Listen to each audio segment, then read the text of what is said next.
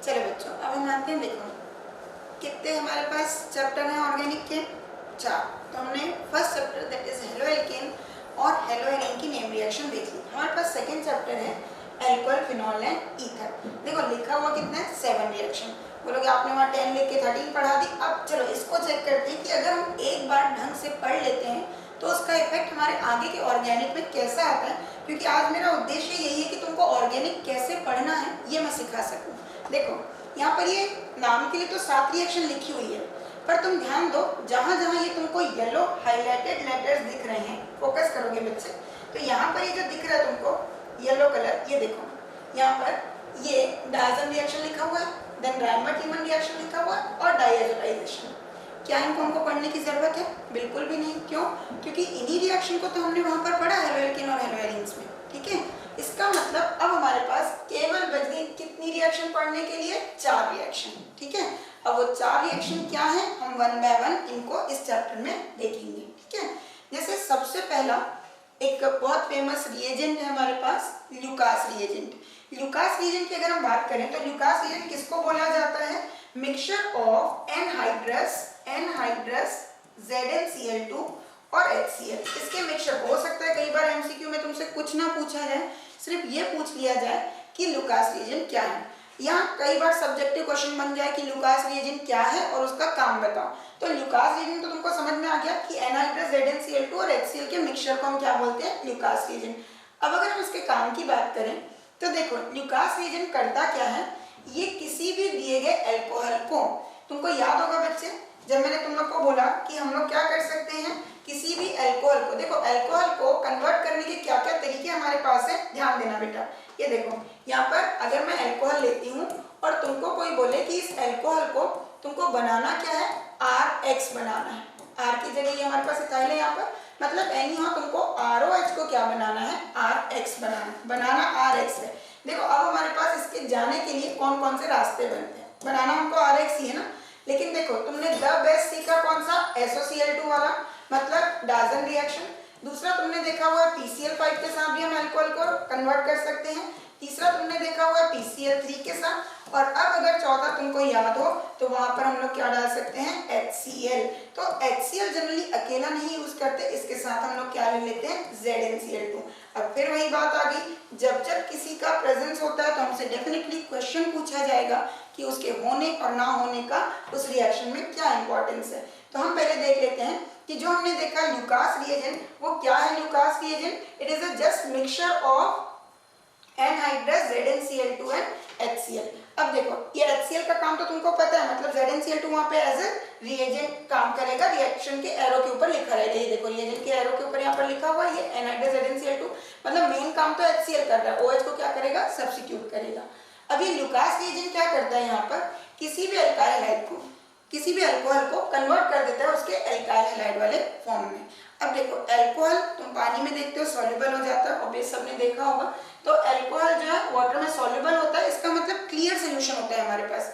लेकिन जैसे ही हमने ल्यूकास रिएजेंट डाला, और क्योंकि ल्यूकास रिएजेंट उसको बना रहा है अल्काइल क्लोराइड, और हमारा एनसीईआरटी का एक रीजनिंग क्वेश्चन है, रीजनिंग क्वेश्चन के पार्ट को हम फिर से एक अलग से पार्ट में लेंगे, अभी हमारा ऑर्गेनिक का नेम रिएक्शन चल रहा है। लेकिन फिर भी अगर हम देखें तो वहाँ एक रीजनिंग क्वेश्चन आता है कि बीइंग पोलर, पोलर का क्या मतलब है कि तुम्हारे पास R और X है, मतलब ये प्लस और माइनस है, तो ये पोलर है, स्टिल वो पानी में डिसॉल्व नहीं होते हैं, और नहीं होते मतलब वो अपना प्रेजेंस शो करेंगे।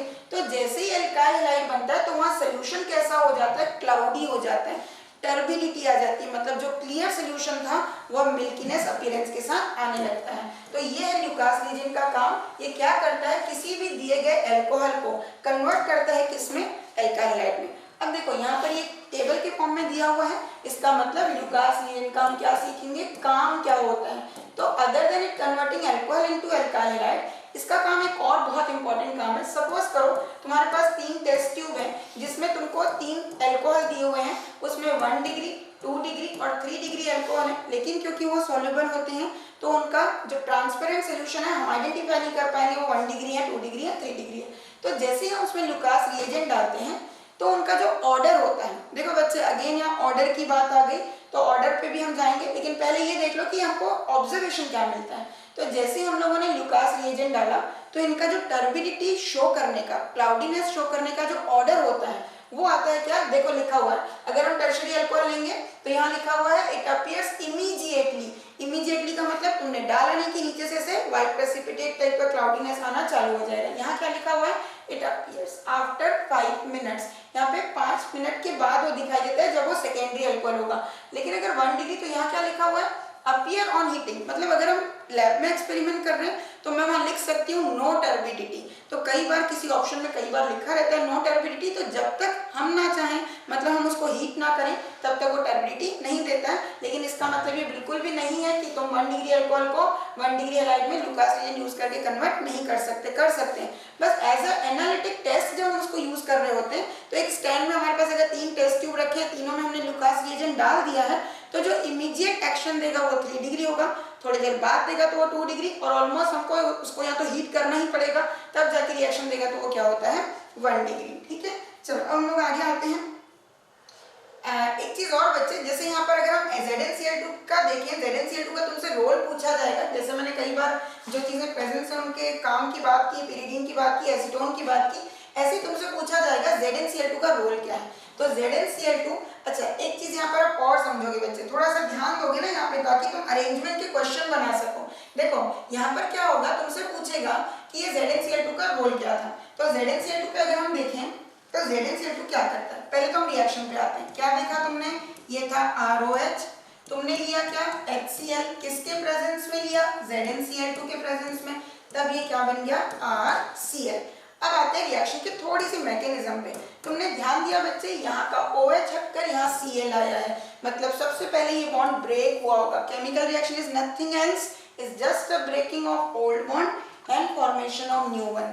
तो जब ये टूटा होगा तो R को कौन सा चार्ज मिला होगा, प्लस साइन, और प्लस जब भी कार्बन पर आ जाता है तो हमको पता है उनको हम क्या बोलते हैं, कार्बोकेटायन। इसका मतलब यहाँ जो रिएक्शन के दौरान इंटरमीडिएट्स बनेंगे वो क्या होंगे, कार्बोकेटायन। इसका मतलब अगर लुकास रिएजेंट से हमको ऑर्डर का रीजन पूछा जाए, ये तो समझ में आ गया कि 3 डिग्री इमीडिएटली हमको टर्बिडिटी देगा, 2 डिग्री थोड़ी देर बाद देगा, और 1 डिग्री को हीट करना पड़ेगा। तो कार्बोकेटायन का ऑर्डर भी क्या होता है, 3 degree, 2 degree and then 1 degree. तो ये इसका रीजन है कि क्यों 3 डिग्री, 2 डिग्री और 1 डिग्री का रिएक्टिविटी ऑर्डर लुकास रिएजेंट के साथ ऐसा है। अब फाइनली हम आते हैं बच्चे प्रेजेंस ऑफ ZnCl2। तो तुमसे बोलेगा ZnCl2 का रोल क्या है। तो ये जो ZnCl2 है ना, यही कार्बोकेटायन के बनने में हेल्प करता है, मतलब ये कार्बोकेटायन को बनाता है ताकि रिएक्शन को आगे प्रोसीड किया जा सके। लेकिन कई बार जब तुम कोई MCQs ऑप्शन बनाते हो तो कई बार देखोगे बच्चे 1 डिग्री के साथ ZnCl2 प्रेजेंट है, 2 डिग्री के साथ प्रेजेंट है, लेकिन जैसे ही वहां पर 3 डिग्री अल्कोहल आ जाता है तो वहां ZnCl2 नहीं लिखा रहता है, या कई बार लिखा रहता है नॉट नीडेड। तो रीजन ये क्योंकि 3 डिग्री तो इतना स्टेबल है कि वो इमीडिएटली बन भी जाता है, तो कई बार ZnCl2 3 डिग्री अल्कोहल पर नहीं लिखा रहेगा। चलो अब हम अल्कोहल फिनॉल की नेक्स्ट रिएक्शन में आते हैं, दैट इज कोल्बे रिएक्शन। तो इसका अगर हम छोटा सा एक ट्रिक याद करें तो तुमको देखो, मैं पहले कोल्बे को ऐसे याद कर लो कि कोल्बे को क्या पसंद है, यहाँ पर कोल्बे को कोक पसंद है।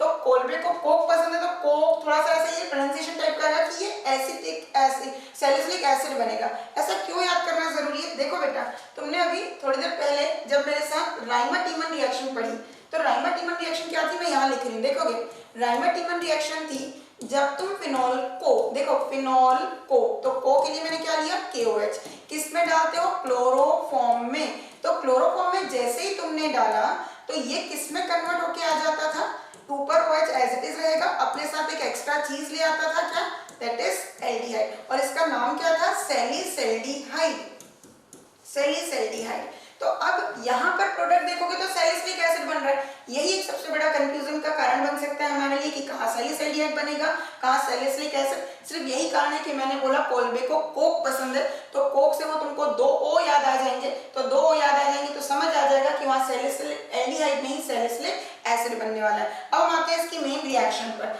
मतलब इसमें हमको किसके साथ रिएक्शन करवानी, देखोगे बच्चे हमने रिएक्शन में लिया फिनॉल, फिनॉल की रिएक्शन करवाई NaOH के साथ, तो ये तुम जानते हो being acidic in nature base के साथ रिएक्शन करता है तो एक सॉल्ट बना लेगा सोडियम फिनॉक्साइड।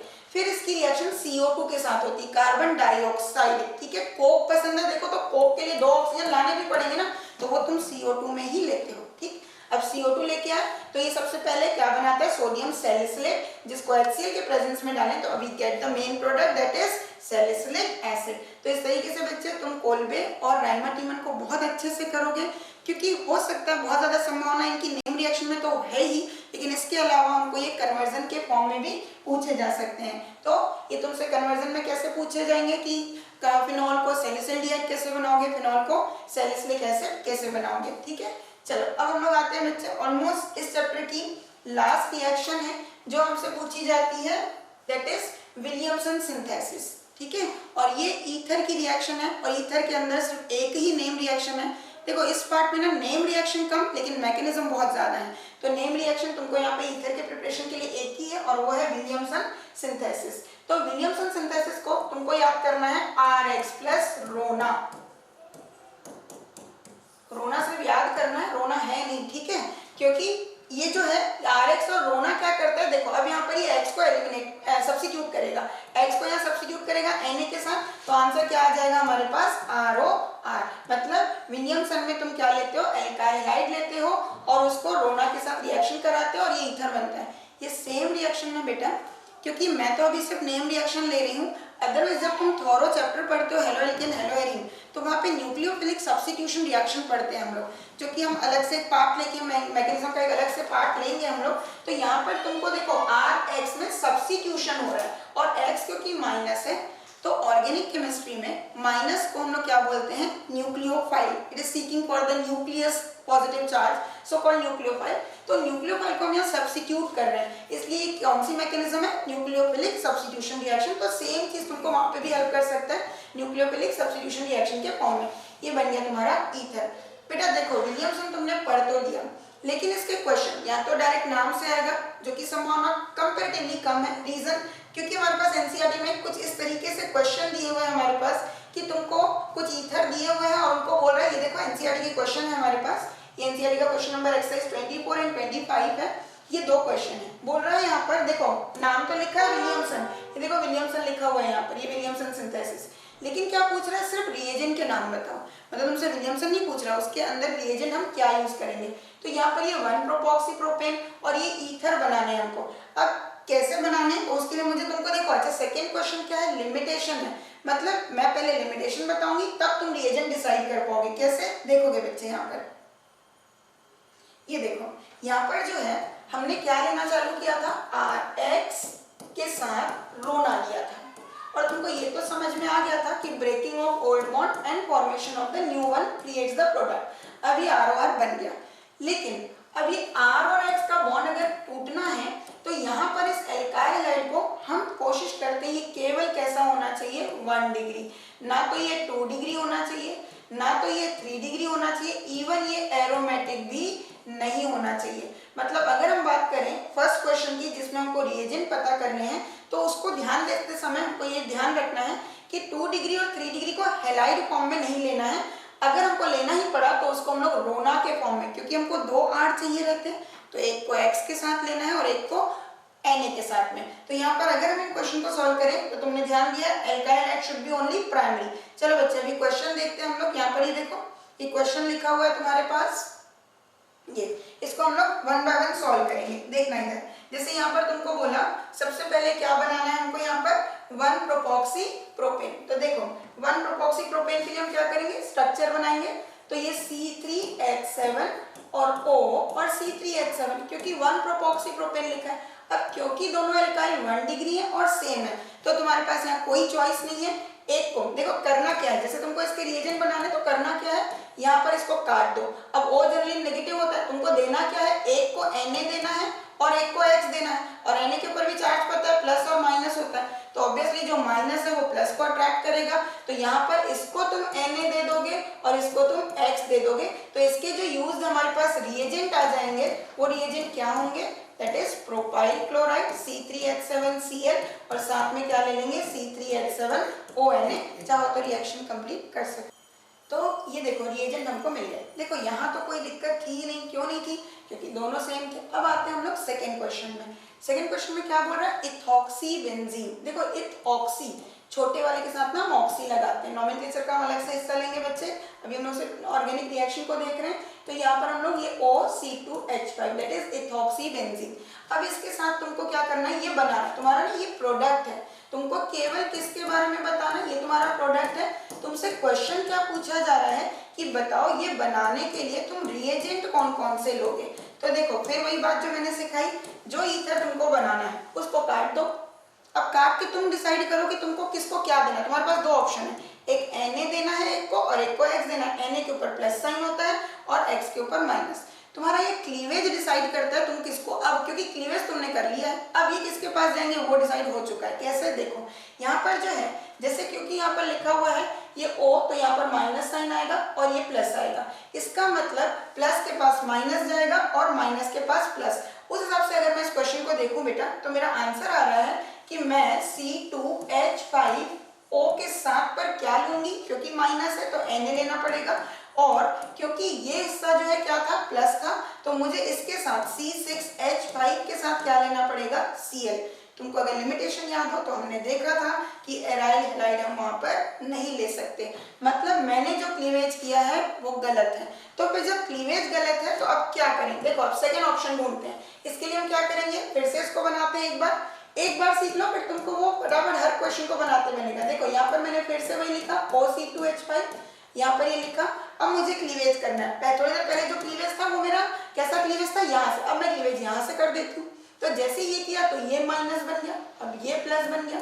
तो तुमको पता है तुमको किसी एक को Na देना है और एक को X देना है, रोना और Rx बनाना है तुमको। ये X माइनस है, Na प्लस है। अब जिसको तुम माइनस बनाए उसको तुम Na दे दो, मतलब तुम्हारे रिएजेंट हो गए यहाँ पर सोडियम फिन ऑक्साइड, और साथ में क्या लिया हमने, C2H5Cl। तो यहाँ पर जो है ये तुम्हारा आंसर आ जाएगा जो तुमसे पूछा गया है। क्यों, क्योंकि लिमिटेशन को हमने ध्यान में रखते हुए रिएजेंट लिए हैं, हमने एराइल को पार्टिसिपेट नहीं करने दिया है। नेक्स्ट देखो बच्चे, अब ये दोनों तुम अपनी तरफ से कोशिश करके देख सकते हो। बस इस क्वेश्चन में ध्यान रखोगे कि तुमको यहाँ पर जैसे 2-मिथाइल 2-मिथॉक्सी-प्रोपेन लिखा हुआ है, तो यहाँ 3 डिग्री आएगा, और 3 डिग्री को तुमको हैलाइड बिल्कुल नहीं बनाना है। मतलब तुम वहां पर 3 डिग्री को क्या बना सकते हो, Na के साथ तो रिएक्शन जरूर करवा सकते हो, लेकिन 3 डिग्री मतलब यहाँ पर ये CH3 CH3 CH3, अगर तुम इसके साथ विलियमसन में हेलोजन लेते हो तो ये रिएक्शन में पार्टिसिपेट नहीं करेगा, मतलब ये रॉन्ग हो जाएगा। लेकिन अगर इसी के साथ में ये 3 डिग्री तो लिया मैंने, क्योंकि लाना तो है प्रोडक्ट में हमको इसको, लेकिन लाना किस तरीके से वो तुमको डिसाइड करना पड़ेगा। तो अगर तुम ये लेते हो तो यहाँ पर ये आंसर सही आ जाएगा। ठीक है बच्चे, अब लिमिटेशन में हमने समझने से सीखा। तो इस तरीके से तुमने देखा, जो मेरा उद्देश्य था मैंने अपनी कोशिश पूरी की कि तुमको मैं ये सिखा सकूं कि ऑर्गेनिक रिएक्शन को पढ़ना कैसे, क्योंकि नेम रिएक्शन को सिर्फ रट लेने से आंसर नहीं दे पाओगे, उससे सिर्फ तुम नेम रिएक्शन के 3 से 4 क्वेश्चन आएंगे वो बना पाओगे। लेकिन अगर तुम थोड़ा ऐसा पढ़ते हो कि हम उनके बेस पर जो क्वेश्चन बनते हैं वो भी बना सकें, तो ही हम असली पढ़ाई करते हैं ऑर्गेनिक को लेकर। बच्चे देखो, तुम लोगों ने एल्कोहल फिनॉल की जो रिएक्शन देखी उसमें एक और रिएक्शन आएगी, और वो है कपलिंग रिएक्शन। अभी कपलिंग रिएक्शन जैसा कि नाम से समझ में आ रहा है, हमारे पास क्या होते हैं, कपल्स। कपल्स का मतलब है सेम टाइप के हमको होने चाहिए। तो कपलिंग रिएक्शन में तुम देखोगे हमने लिया यहाँ पर ये डाइएजोनियम क्लोराइड, ये हमारे पास डाइएजोनियम क्लोराइड।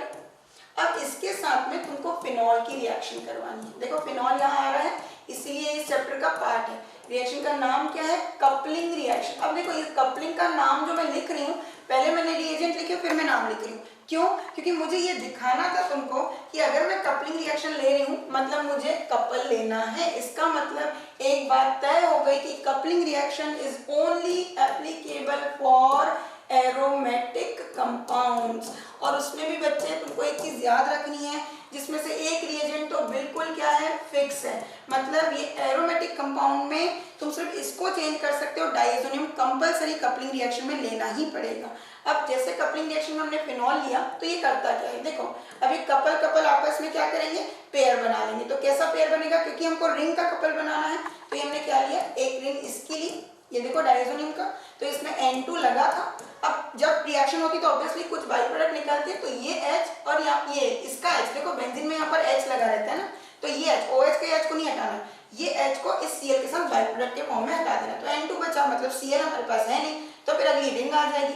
अब रिंग तो आ गई, उस रिंग के साथ क्या चीजें जुड़ी हुई थी, OH, और जिसका नाम क्या है, para hydroxy azobenzene. Para hydroxy azobenzene, और जो कि एक कलरफुल कंपाउंड होता है। तो तुम इस रिएक्शन को देखोगे कपलिंग रिएक्शन की जगह पर बेटा कभी कभी लिखा हुआ मिलेगा डाई रिएक्शन या डाई टेस्ट के नाम से, क्योंकि यहाँ पर जो प्रोडक्ट बनते हैं वो हमेशा कैसे होते हैं, कलर्ड होते हैं। इसका मतलब जैसे ही कलर्ड आया, मतलब इस रिएक्शन का अगर हम यूज देखें तो तुमको एक बात समझ में आ गई होगी कि coupling reaction can be use as an analytic test. मतलब तुमको कहीं पर भी अगर इथेनॉल दिया हुआ है, इथेनॉल को पेयर दिया हुआ है फिनॉल के साथ में, मतलब तुमको बोल रहे हैं इन दोनों का पेयर है और तुमको इनको क्या करना है, डिस्टिंग्विश करना है। तो वन ऑफ द रिएक्शन, ऐसा नहीं कि यही एक रिएक्शन है, लेकिन यहाँ पर एक रिएक्शन हम यूज कर सकते हैं, क्या, कपलिंग रिएक्शन। कपलिंग रिएक्शन में क्या होगा, जो हमारा फिनॉल होगा वो कलर कंपाउंड बनाएगा, मतलब ये डायज़ोनियम के साथ रिएक्शन करेगा, लेकिन इथेनॉल रिएक्शन नहीं करेगा। क्योंकि बच्चे मैंने बोला कि ये रिएक्शन मेनली किसके लिए है, एरोमेटिक कंपाउंड्स के लिए है। तो एरोमेटिक में तुम फिनॉल की जगह पर क्या ले सकते हो, इसकी जगह पर यहाँ कभी कभी तुमको एनिलीन भी मिल सकता है, मतलब ये एनिलीन चैप्टर में भी ये रिएक्शन तुमको दिखेगी। तो यहाँ एनिलीन जब तुम लोगे तो प्रोडक्ट में देखो कुछ नहीं बदलने वाला। देखो मैंने क्या किया, फिर से वही रिंग बनाई, ये रिंग बनाई यहाँ पर जो कि डायज़ोनियम की है, उसका Cl जा चुका है तो सिर्फ N2 बना। अब ये रिंग किसकी आएगी, जो हमने दूसरा रिएजेंट लिया, तो यहाँ हमने एनिलीन लिया है, तो ये और उसका जो बचा हुआ हिस्सा है, क्योंकि मैंने बताया था H कौन सा वाला निकलता है, जो तुमने यहाँ पे नीचे वाला जो H है ना, वो वाला H निकलता है यहाँ पर, तो ये बन गया। अब इसका नाम यहाँ पैरा हाइड्रोक्सी था, इसका नाम हो जाएगा पैरा अमीनो, अमीनो ग्रुप आ गया, तो पैरा अमीनो एजोबेंजीन, और ये भी कैसा होगा, कलरफुल कंपाउंड होगा। इस तरीके से अगर फिर से तुमसे पूछा जाए कि तुम इथाइल अमीन, देखो तुमको याद होगा कार्बिल अमीन के समय मैंने बोला था कि इथाइल अमीन और एनिलीन को तुम डिस्टिंग्विश नहीं कर पाओगे। क्यों, क्योंकि इथाइल अमीन और एनिलीन दोनों ही कार्बिल अमीन रिएक्शन देंगे। कार्बिल अमीन रिएक्शन क्यों देंगे, क्योंकि carbylamine reaction is the characteristic reaction of 1 degree amine, मतलब ये दोनों रिएक्शन देंगे। तो फिर अब इनको सेपरेट कैसे करें, अब तुमको आंसर मिल गया एट द एंड कि वो कौन सी रिएक्शन है जिनको तुम यूज करके इनको अलग कर सकते हो, दैट इज कपलिंग रिएक्शन।